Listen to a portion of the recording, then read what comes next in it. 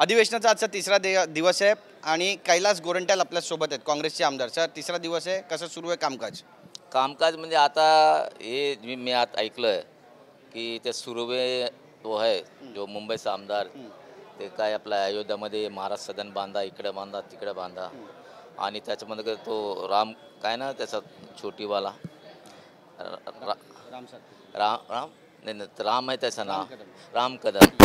असं चाललं होतं. मग मुख्यमंत्री म्हटले की बाबा या दोघं वारकरी यांचा हे वारकरी लोक आहे. मी म्हटलं ठीक आहे, मग त्याचं प्रवचन महाराष्ट्रात प्रत्येक तालुक्यात ठेवा.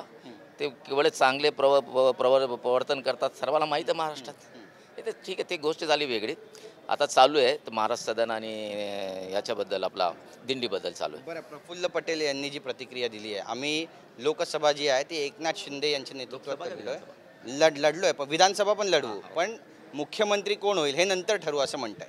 म्हणजे प्रफुल्ल पटेल तोच ना, इक्बाल मिर्ची गँगस्टरकडून ते प्रॉपर्टी डिलिंग केला तोच ज्यांच्यावर आरोप, आणि तो महाराष्ट्राचा मुख्यमंत्री डिसाईड करणार का? म्हणजे मला एकच बोलायचं ते भारतीय जनता पार्टीनं आणि शिंदे साहेबांना की अशा लोकांचं ऐकून जर मुख्यमंत्री केलं तर तुमचं काय होईल. मी ते एक शेरमध्ये सांगतो, जख्मे दिल को हशकों से नहीं भरना, जख्मे दिल को हशकों से नहीं भरना, अपना कुछ भी काम हो वो भरोसे पे नहीं करना, अपना कुछ भी काम हो वो भरोसे पे नहीं करना, बची कुची हिम्मत तोड़ डालेगा वो, किसी बुजदिल से राय मशवरा नहीं करना.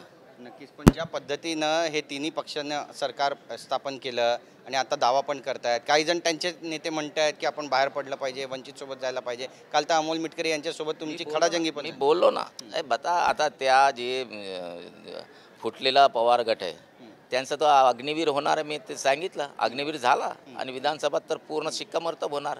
आणि ते त्यांच्या डोक्यात तसं आहे की आता भारतीय जनता पार्टीने शिवसेना त्याला घेऊन जाणार नाही, म्हणून चाललं आहे त्यांचा तसा. नक्कीच. पण तुम्हाला असं वाटतं का की अजित पवारांना हे बाजूला सारतील? हे बघा, आता RSS जे BJPचा माइंड आहे, म्हणजे जे ब्रेन आहे, जे त्याचा बॅकबोन आहे, त्यांचा पेपरमध्ये आलं त्यांचा की काही कामाचं नाही, ज्याला घेऊन आपला लॉस झाला. आता ते होणारच आहे.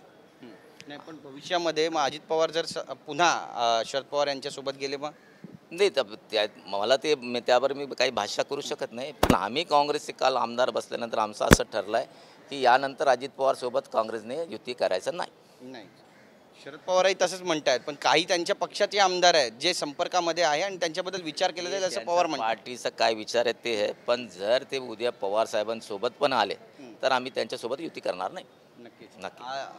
लेक लाडकी जी योजना जाहीर करण्यात आली आहे, बरेचशी लूपहोल जसं बोललं जाते, आणि संजय गांधी निराधार योजना असू द्या किंवा इतर श्रावणबाळ योजना असू द्या, त्याची कॅप जी आहे ती 1000 रुपयावरून 1500 केली, त्यांना हा लाभ मिळणार नाही. त्यानंतर 5 एकर ज्यांची जमीन आहे, विशेष करून तुम्ही ज्या पट्ट्यातून येता, नापिकी खूप जास्त आहे त्या ठिकाणी मराठवाड्यामध्ये, त्यांना देखील लाभ होणार नाही असं बोललं जात आहे. मग कसं पाहता यात? नाही, एक तर ते लाडकी लेक योजना ही यांची योजना नाही आहे, हे मध्य प्रदेशची योजना आहे आणि चोरून आणलेली योजना आहे. हां, आणि सर्वात मोठी गोष्ट अशी आहे की बजेट अधिवेशन हा मार्च किंवा एप्रिलमध्ये झालं पाहिजे.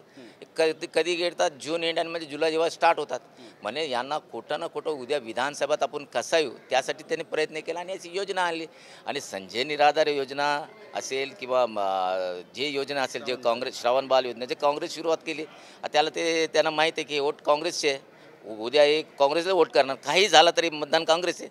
मग त्यांना कसा त्रास द्यायचा त्याचं काम केलं त्यांनी. आज अधिवेशनामध्ये आपण एक वेगळं चित्र पाहिलं. मुख्यमंत्र्यांचा पोस्टर त्या ठिकाणी भरत गोगावले घेऊन आले आणि त्यानंतर एक गाव 12 भानगडी असा आशय त्यावर होता आणि मुख्यमंत्र्यांचा खुर्चीच्या मागचा पोस्टर होता आणि त्याचे पाय जे 4 पाय ते नाना पटोले खेचताना दाखवले, जयंत पाटील खेचताना दाखवले, एका पायावरती आदित्य ठाकरे दाखवले. हे तर नाही, हाईट तर एवढी चापुलीची झाली त्यांच्या लोकांची. मला वाटतं की ते एकनाथ शिंदेचं मंदिर तर बनवणार नाही तर, आणि रोज मंदिरला पूजा करण्यासाठी ठेवणार तर नाही, असं काही तर होत दिसतो. एवढं चापलूसी मी बघितलं ना आता हाऊसमध्ये. मुख्यमंत्री असं, मुख्यमंत्री तसं, अरे एवढं चापलूसी, एवढी लाचारी. मी म्हटलो की मूर्ती बसवा, मंदिर करा मग एकनाथ शिंदेचं इथं. म्हणजे जसं मोदींच्या मंदिराची चर्चा होते तशी आता एकनाथ शिंदेच्या करा तुम्ही. पॉप्युलर पार्टी आहे, करा तुम्ही त्यांचा. त्याला विरोध करणार नाही का मग तुम्ही? आम्ही कशाला विरोध कर, महाराष्ट्राची जनता विरोध करणार विधानसभेत, आम्ही काय करणार, लोकांना माहीत आहे.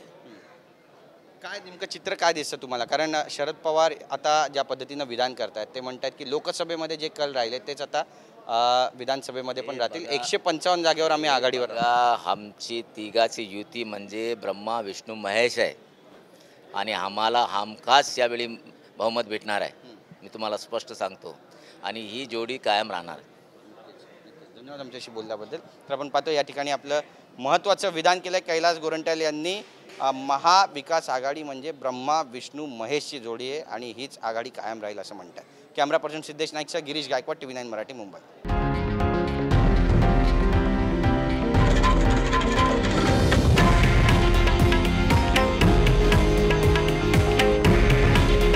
हे आहे देशातील नंबर 1 न्यूज नेटवर्क आणि आपण पाहत आहात TV9 मराठी. काळजी तुमची, हित महाराष्ट्राचं.